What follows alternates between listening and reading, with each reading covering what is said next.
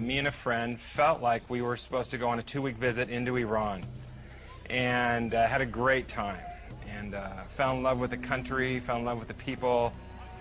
While we were leaving the country, it was crossing the border. We hand in our documents to be stamped out of the country, and we didn't get them back.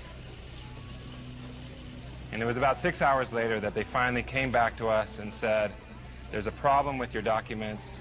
And the reality is that I had dealt with before I went, like, what if you have a problem? What if there could be complications being an American? Yeah, it all came to the surface. And I realized, wow, I could really have a problem. Like, this is for real. And yeah, in my walk with the Lord and in many dangerous places, I've always seen God come through. And all of a sudden, the thought hit me, well, what if this is different? They separated me and my friend, took me into another room, and there they beat me for about 6 hours, kicking me and hitting me. After those 6 hours, they dragged me back down to the lobby where I met my friend again, who had been beaten in another room. They put us in prison clothes, and they blindfolded us again, and then they led us down this basement, and they put me into one prison cell and my friend into another one. And there I was in prison in Iran. It was out of my hands. There was nothing I could do. Either God would do a miracle or I would stay there. There was no sense of feeling God. I felt like God was far away. All I could really trust in was his character, and that his character would be true no matter what I was feeling and no matter what circumstance I was going through. They put me in a cell in isolation, had a light in one corner, and that was on 24 hours a day. It was in the winter time. There was actually snow outside, but the heater didn't work well. They only let me out of the room to be interrogated, which was once a day or sometimes not at all. And then they would lead me down this hallway and take me into the interrogation room, which was an ugly room. It had blood stains on the floor, very dark and murky. It was definitely the most terrifying part of the whole experience. The beatings would start, and it would be slapping in the face, hitting in the stomach, sometimes kicking. I struggled with faith. Was God with me? Did he love me? If God's good, why would he allow me through the situation? And I remember one day I woke up and I was done, inside. And I remember waking up that day thinking to myself, if I'm going to be here the rest of my life, why not check out? My only thought was not to stay there. And the only way not to stay there was to die. I stuck my head in the sink, I filled it up, and tied one end to a bracket, put it over my head, and then hopefully would tie the other end tight, thinking that, with my head in the water, in a few minutes I'd be gone. 4 times I tried to kill myself, but every time I tried, I was too scared to tie the other end. And I'll never forget the last time. Again, I tried. Again, I was like, come on, do it. And again, I just couldn't do it. I couldn't tie it tight. And I remember at that moment jerking my head out of the water. And if I was ever aware of my brokenness, I was aware of it at that moment. And I remember falling down on the ground, and I was broken. And if I was ever aware of my shame, I was aware of my shame at that moment.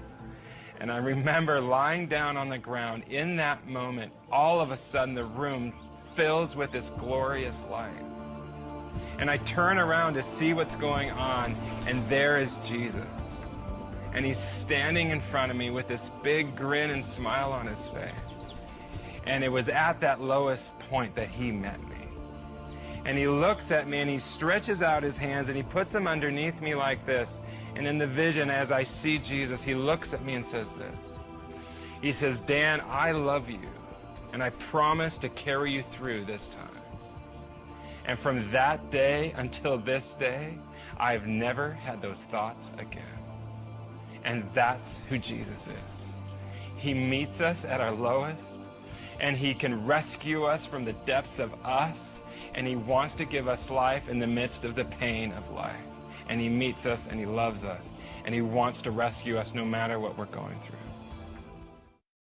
God began to challenge me with his love for our enemies. And he said this, he's like, Dan, ask me what I think about this man.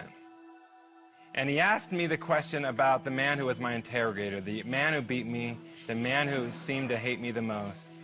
And it was a few days into it that I finally asked God, okay, yeah, what do you think of this man? And at that moment, yeah, my heart opened up and I began to see God's love for this man. How he loved him from the beginning, how he made him, how he loved his family. And I'll never forget the last day I saw him. I remember on this day thinking, oh my gosh, what's it going to do today? And at that moment, I remember looking at him and I said this. I said, sir, if I'm going to see you the rest of my life, every day, why don't we become friends? He's like, no, that's impossible. And I said, sir, you can start by telling me your name. And I stuck out my hand to him and I said, sir, let's be friends. And as I stuck out my hand to shake his hand, he just stood there and he froze. And after a few minutes, he started to shake. And then all of a sudden, I saw his hand creep towards mine, and he shook my hand. And as he's shaking my hand, I saw these tears start to roll down his face. And for about 10 minutes, he just shook my hand, and tears streaming down his face. And he finally looks at me, and he says this. He's like, Dan, and he calls me by my name. My name is Razak, and I would love to be your friend. And it caused me to see that there is no heart too hard for Jesus. That he can change the hardest heart. God taught me to love my enemy. I heard these guards talking about the foreigners, me and my friend. They're Christians, they follow Jesus. And then another one was said, oh, these foreigners, they knew they could have problems when they came here, but they have purpose. They've got a reason to live and a reason to die. And that's what I want. And I heard 3 of these men say, yeah, today we are going to follow Jesus. We are going to follow the way. And if that was part of the reason why God allowed me down there, yeah, so be it. And just like, yeah, those guards in prison, I long for people to know today how good Jesus is, that he can rescue us in the midst of pain, in the midst of our shame, our brokenness. He wants to meet us, and that he is good no matter what we're going through, and that he loves us. I found out indirectly that I was under 2 death sentences. And again, in that prison, I heard executions, yeah, quite regularly. And it was my moment in a courtroom. I stood on the stand, hundreds of people in the room, video cameras, judges. And then came the question, tell us today, sir, why? Why did you come to Iran? Something rose up within me, that, yeah, the power of God. And I remember looking at the judge and saying this, I came to Iran to tell you about Jesus Christ. And when I said that, I'm like, oh, what did I say? And all of a sudden, I said it again. And then I said it again. And then something started to grow in my heart. And for about 20 minutes, I just preached the gospel. And I told everyone in that courtroom, and I told everyone who could hear me, all about who Jesus is, all about how much he loved them. All of a sudden, I realized something. I am free. I am free. So what if they kill me? My life is bought by the blood of Jesus. My home is in heaven, and no one can take that away.